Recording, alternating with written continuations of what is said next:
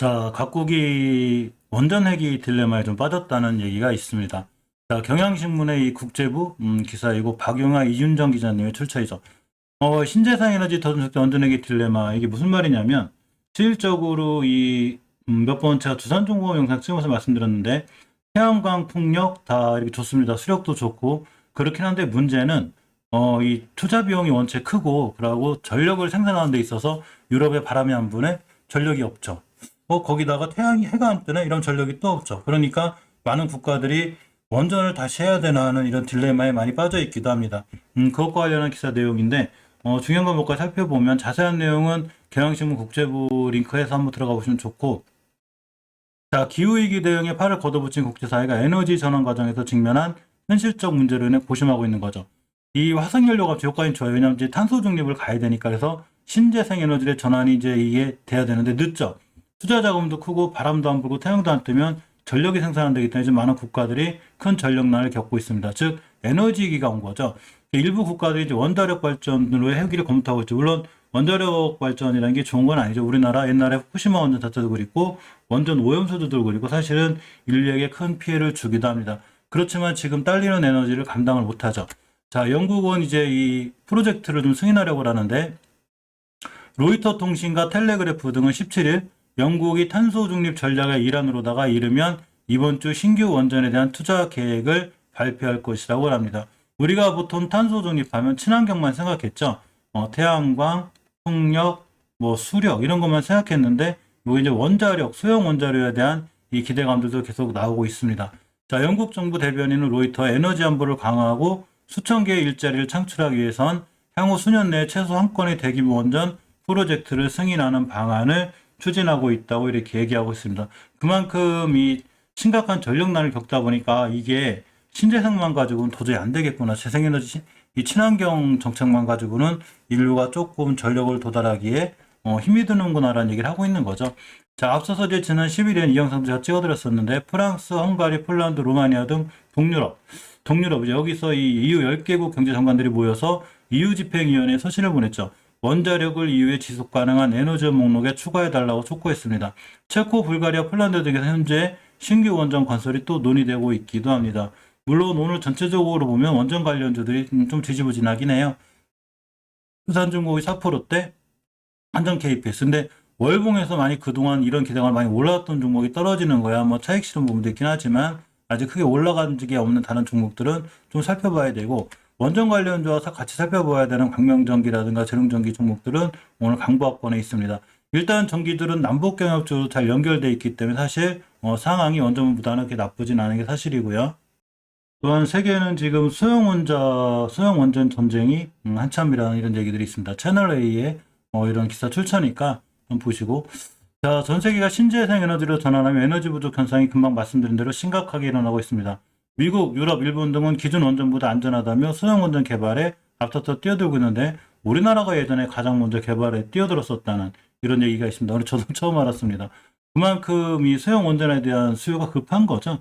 실질적으로 전력이 많이 딸려요. 그러니까 위험한 대형 원전보다는 소형 원전으로 가자는 이런 선진국에서 이렇게 먼저 앞다퉈서 나가고 있고, 자, 선진국이 가장 주목하는 에너지는 단연 차세대 원전으로 불리는 소형 모듈 원자로, 즉 SMR이죠. 대형 원자력 발전소의 100분의 1 크기에 불과하다. 그러니까 땅이 크게 필요 없죠. 부지가 넓지 않아도 건설이 가능하고, 또 모든 기기가 한 용기에 담겨 있기 때문에 관리가 편하고 안전성도 굉장히 높다는 평가를 받고 있습니다. 최근에 프랑스 정부가 SMR에 10억 유로, 우리 돈으로 1조 3,800억 원을 투자하겠다고 선언했죠. 제가 이것과 관련한 영상도 올려드렸습니다.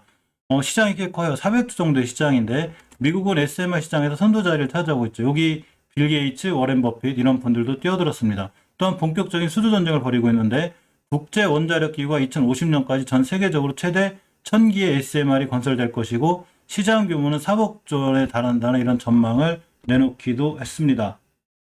하지만 조금 이제 만만치 않은 이 상황인데, 자, 파이낸셜 뉴스의 이 기사의 출처고요.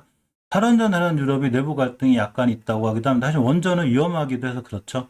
이것과 관련한 기사들도 다니까 한번 보시고, 이 탈원전 하려는 유럽이 왜 그러냐면 이제 아무래도 원전에 대한 대형 원전에 대한 위험성이 있기 때문이겠죠.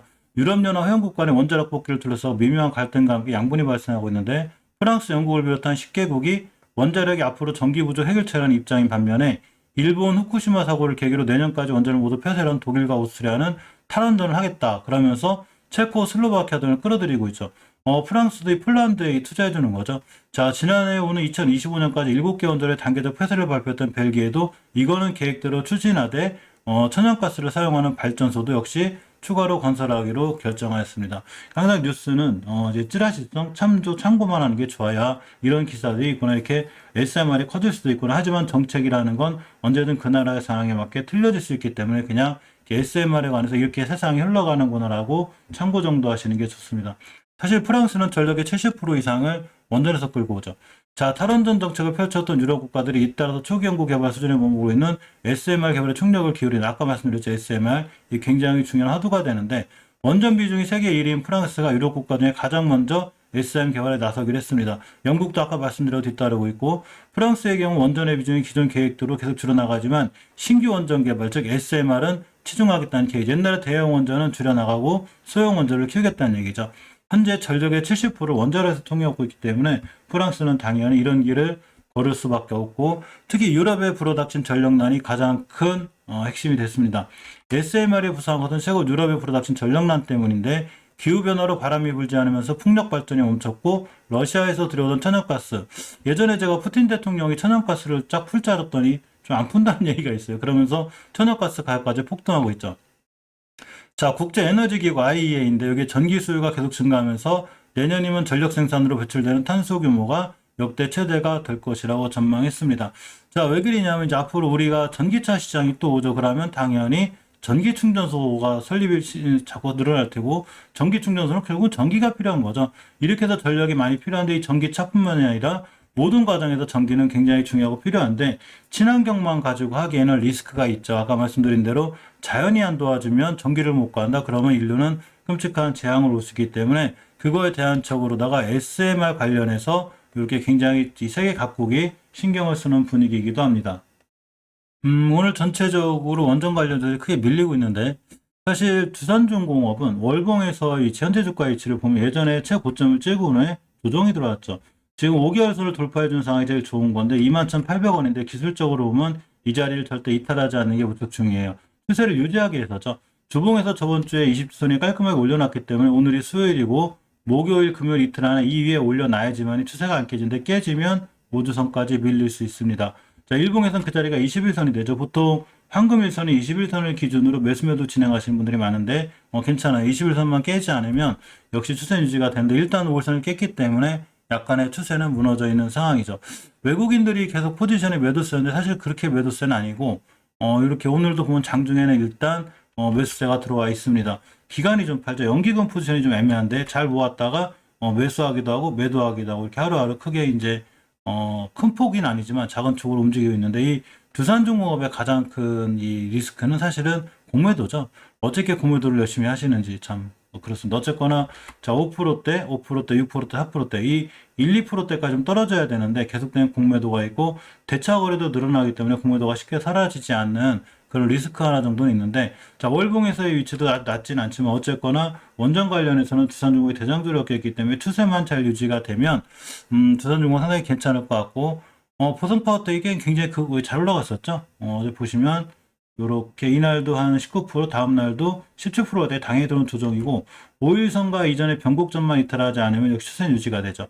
두산중공하고 틀리게 월봉에서 엄청 높은 위치가 아니기 때문에 이런데 밑에 하단에 왔을 때는 다시 매수해주면 역시 조금 더 좋은 수익을 누릴 수 있기도 하고, 한전산업, 한전기술은 사실 제가 월봉이 높았다고 그랬죠. 굉장히 2,000원짜리가 거의 19,000원대, 10배는 안 돼도 9배 가까이 올랐기 때문에 이런 종목들은 단기 단타로 대응하는 게 맞지만, 역시 이 보성파워텍이든가 두산중공업, 한전 KPS 같은 종목들은 월봉에서 엄청 높다 이런 생각이 안 들기 때문에 역시나 저점 때마다 매수해주면은 조금 회사의 상황상 여러모로 좀 좋게 발전하지 않을까라는 개인적인 생각도 해봅니다.